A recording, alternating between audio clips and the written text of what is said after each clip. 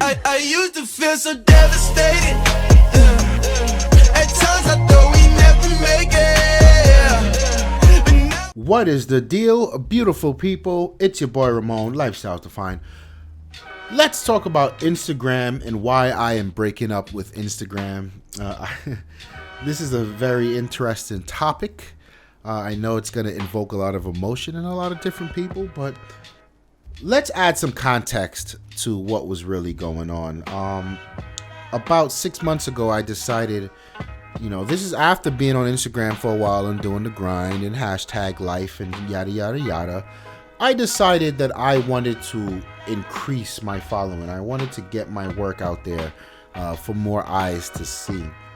And my research led me to something that we call pods. Now, pods exist for the sole reason of outsmarting the algorithm. What is the algorithm, you may ask? About a year ago, Instagram changed the way the feed works.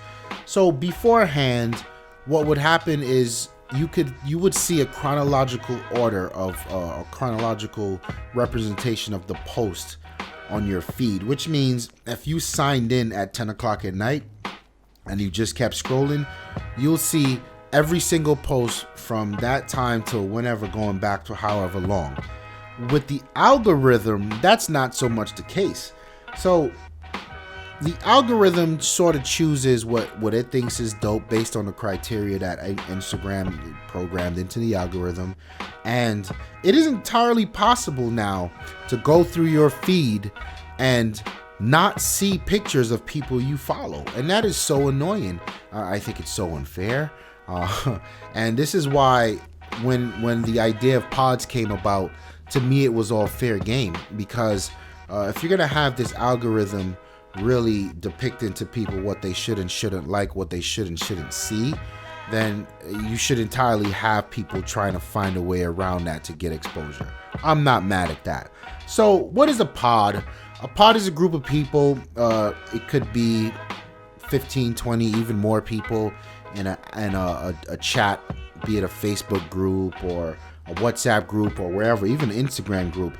And the idea here is when someone posts an image, they take the URL and they copy and paste it into the pod, and everyone in the pod now goes and comments on, they like and comment on your image.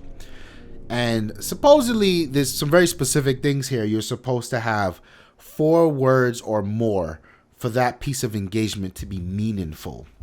Now, this, I think, is it's a lot of work, and I don't think a lot of people realize how much work it is until you actually get in a pod.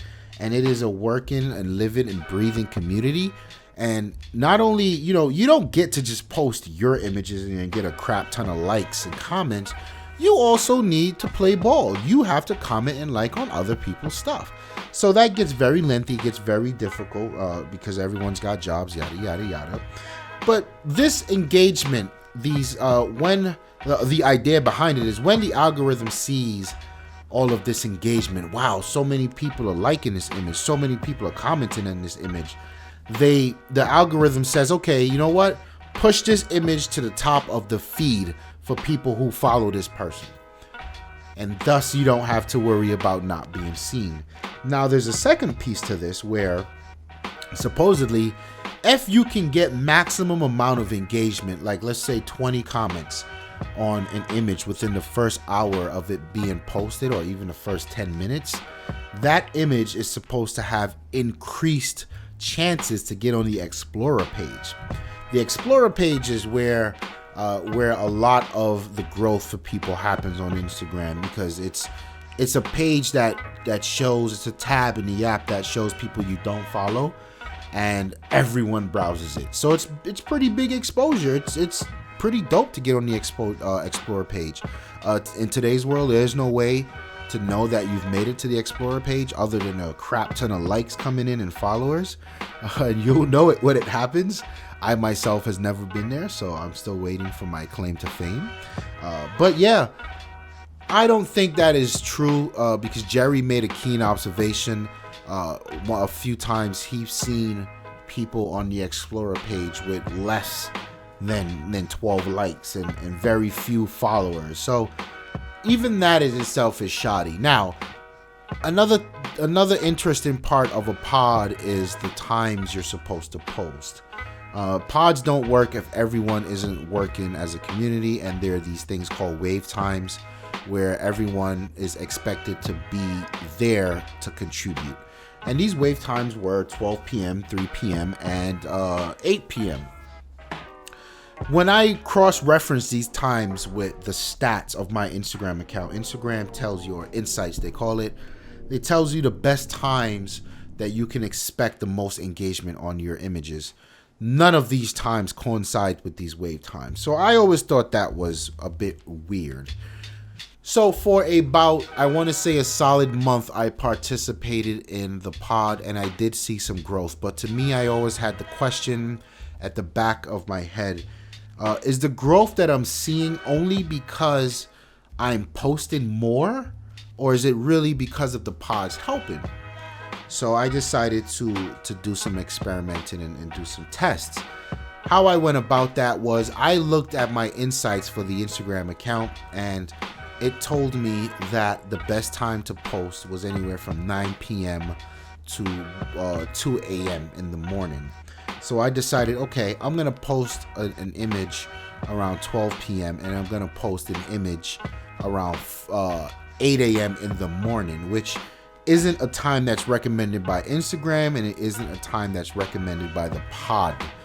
So to me, I had a good mix of what to really expect and what could see my results would be. And of course, I had tons of content. So this led to me posting 5 or 6 times a day, which not a lot of people can do, and I understand that. But I think it was totally worth it for me to really get a clear picture of what was going on.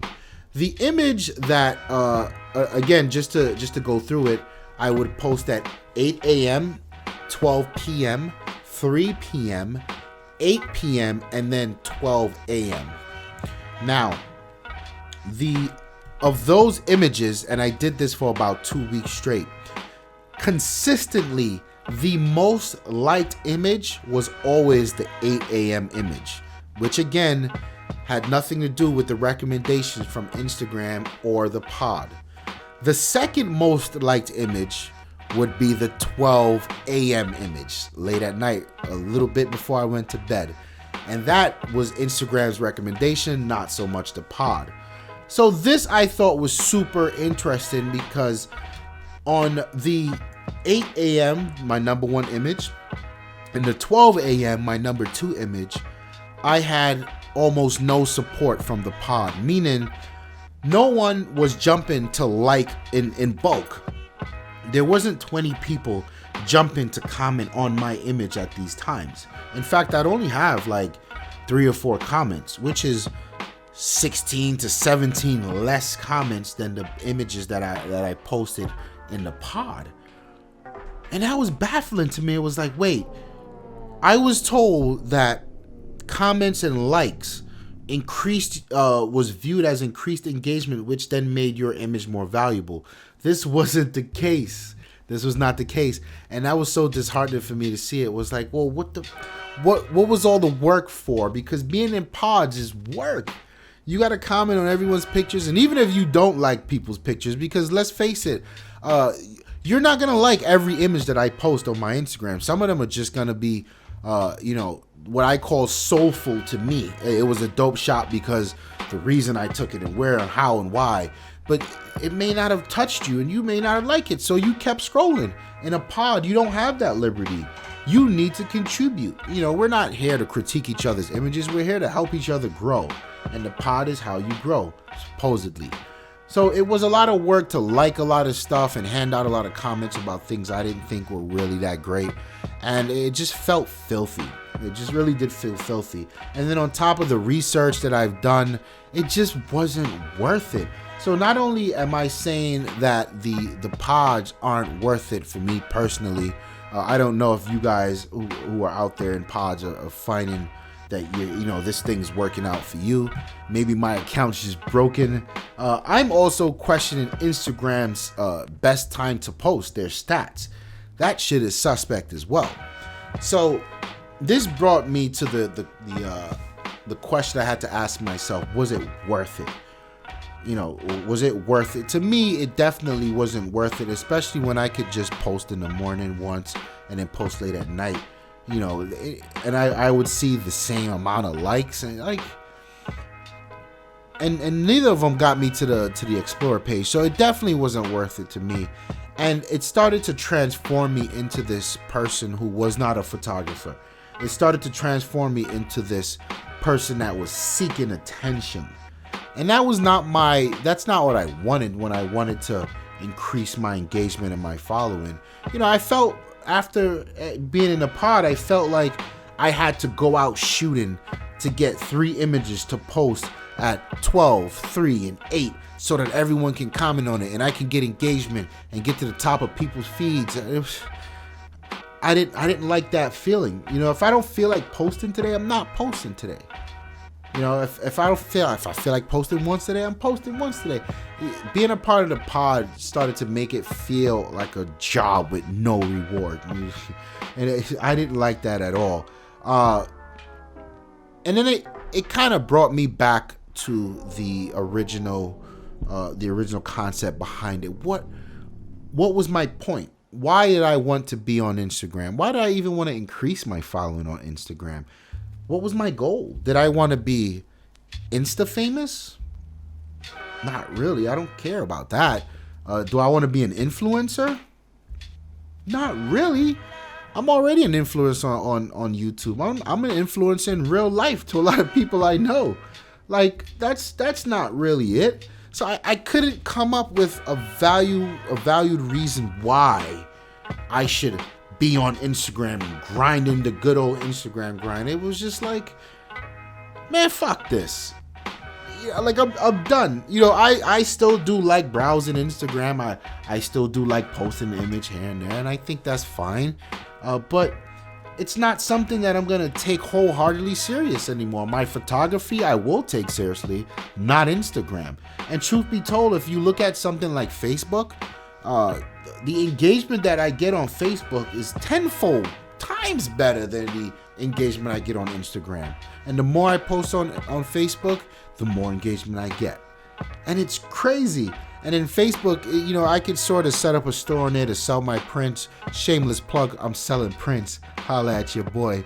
Let me get one of get my pictures in your house, You get that Ramon Trotman hanging out behind the couch. Holla at me, man. Holla at me. So, yeah, it's a sad thing to say I'm breaking up with Instagram. I'm still using the app. I'm still on there. I still browse because I think there's some very talented people on Instagram. I see some very dope things, but I'm not running that rat race to get followers, man. If you find me, you find me. If you like my art, you like my art. That's where I'm at. So I want to know what you guys think. I wish Jerry was here. He could really jump in and add a lot more because he has a very similar experience, but coming from a different angle. But I want to know what you guys out there, are you running into this issue with Instagram? Are you finding that it is a lot of grinding for very low reward? Hit the comments below. Let me know. Let's get the conversation started. My name is Ramon. Thank you so much for checking out the video. Hit the like button if you like it. Don't forget to subscribe to the channel. And if you get a chance, dig down in the description. There's a link to all of our other channels where we do technology. We do gentlemen's accessories, sneakers, all that stuff there. I'm out of here. Peace. If I had to describe Lifestyles Defined, I would say it is a dream come true to have a platform where we can talk about the things that we love and we can share with people who also love the things we love the way we love, and just have conversations that matter and go back and forth and grow as a community. It's been a pleasure. It's been a dream, and I just want to thank everyone that's involved for rocking out with us.